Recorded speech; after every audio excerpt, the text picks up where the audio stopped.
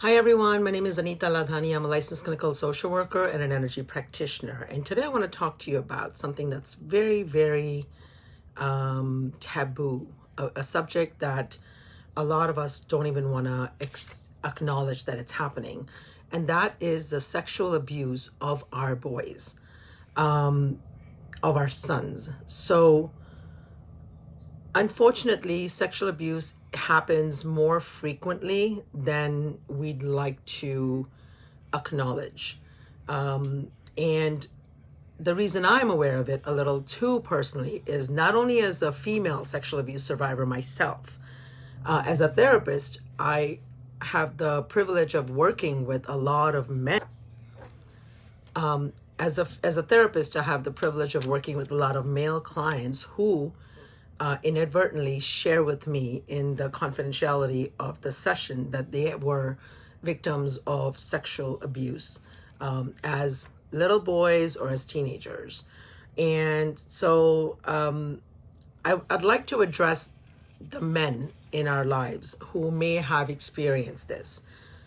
So, what is sexual abuse? Sexual abuse could be anything from just touching or penetration. It's the whole spectrum. It could be, oral sex performed on the boys or the teenagers, or it could be actual penetration. And I wanted to specifically help the men understand the anatomy of a predator because there's, people who abuse little boys in terms whether it's a male or a female, and they happen to be both. I know enough men, unfortunately, who were sexually molested by a older female, and I happen to know too many men who were abused as little boys or teenagers by an adult male. And there's this confusion, there's this guilt, there's this feeling of maybe I asked for it and maybe it really didn't happen. And inadvertently, of course, it happened because it's coming up, right? So when we experience trauma in the form of sexual abuse, what we tend to do, or any kind of trauma, we tend to compartmentalize it in our brain, or we tend to bury it. Okay, we just kind of block it off that, it didn't really happen. If you're lucky, it doesn't come back up in this lifetime, but usually it does. Because when you are old enough and you're mature enough to process what you experienced, the memory will kind of surface. It'll kind of ooze out, like a bad, infection. And then you have to deal with, the memory of what you went through. Why does it happen as an adult versus as a kid? Well, you're emotionally more older, you're mature, you're stronger. Doesn't mean that it's going to be easy, because it's not. Having gone through this myself as a sexual abuse survivor, as an adult, remembering was hell. But it really helps to have the right, person to sort of process this with. So if stuff is coming up for you, please get in touch with a therapist. Reach out to me. I will be happy to refer you to somebody else, or work with me. Either way, just find someone to talk to. And what I want to talk about is the anatomy of a predator. So a predator usually tends to be someone that a person, the little child or the teenager, looks up to. A predator knows how to pick their victim. They want to pick someone that is vulnerable. They want to pick someone that, they're either mentoring or they've taken on as a father figure. They want to pick someone that they come across as, I'm your, I've got you, I've got your back, I'm going to sort of protect you. They pick someone who's an easy target, and they befriend them, and they kind of, they take care of them. They may buy them treats, they may play video games with them, they may, buy them snacks or whatever. And then when the person least expects it, when the little child least expects it, they violate that trust. So I've heard, all kinds of, situations, whether it's, if it's a teenager, the person may get them drunk or high. And then next thing you know, this child is waking up to the sexual act being performed on him, and total confusion and total disassociation. Oh my God, is this really happening? Which is quite normal. So when you're going through traumatic experiences, one of the ways to cope is to completely disassociate yourself with what you're actually going through. So you kind of have an out of body experience where you're looking down at yourself going through it, and you're able to kind of deal with it with that differentiation. But there's also then the guilt, right? Because without fail, your body is wired neural, the way it's the skin, the nerves, the neurons, it's wired for you to receive pleasure and pain. So whether you asked for it or not, if you're stimulated sexually, you're going to have a response.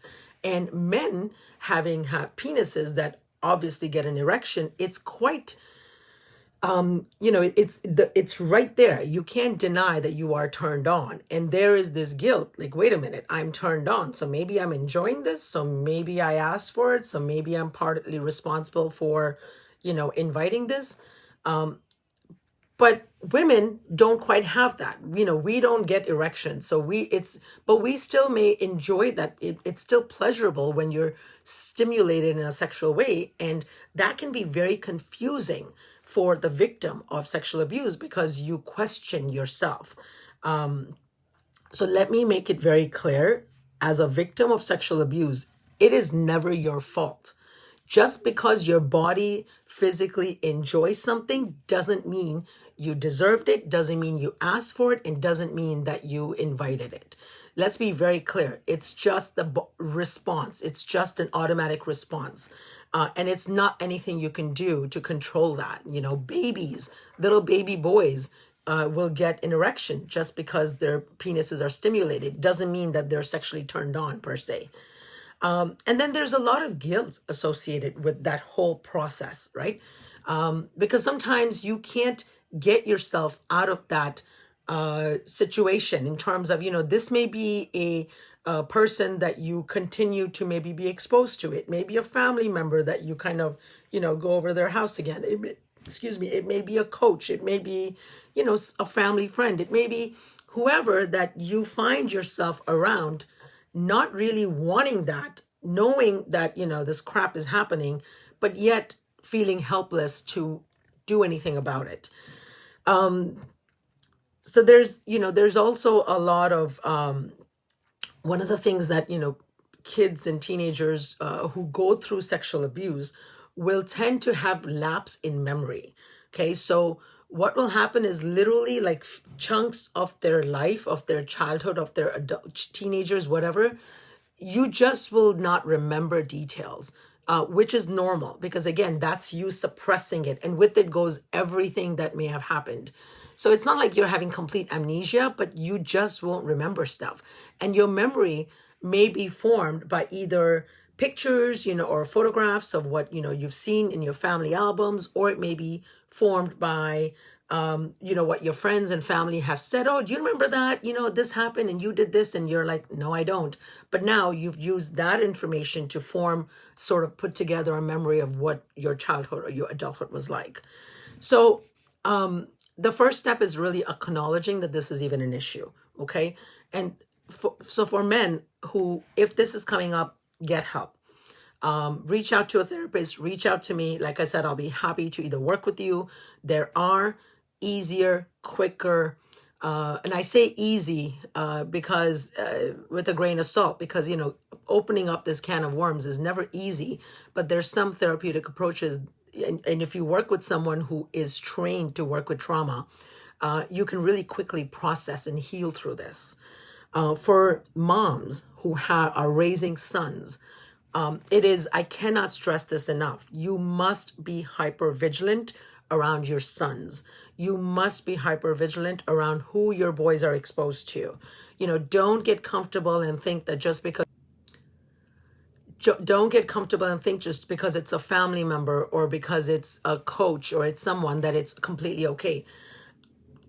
Trust, but be there to monitor and guard, because we are responsible to keep our little boys safe. And so have that conversation about safe touch, have that conversation about the bubble, have that conversation about it's not okay for anyone except maybe the doctor or the nurse to, or mommy, especially for little boys, to touch the private areas. No one else should be touching that.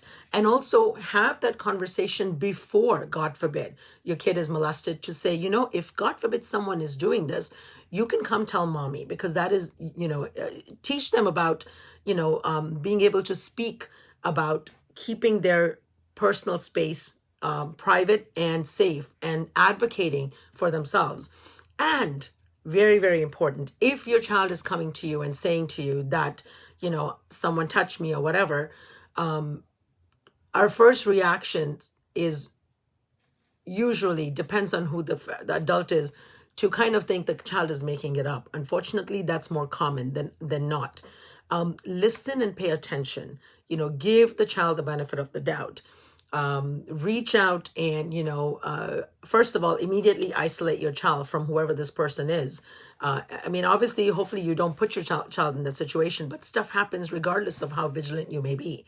But then get your child therapy, get your child with a good, play therapist or a child therapist or an appropriate person, so that they can process this while you then take the actions you need to take, whether it's legal or whether it's just keeping them out of your life, out of the child's life.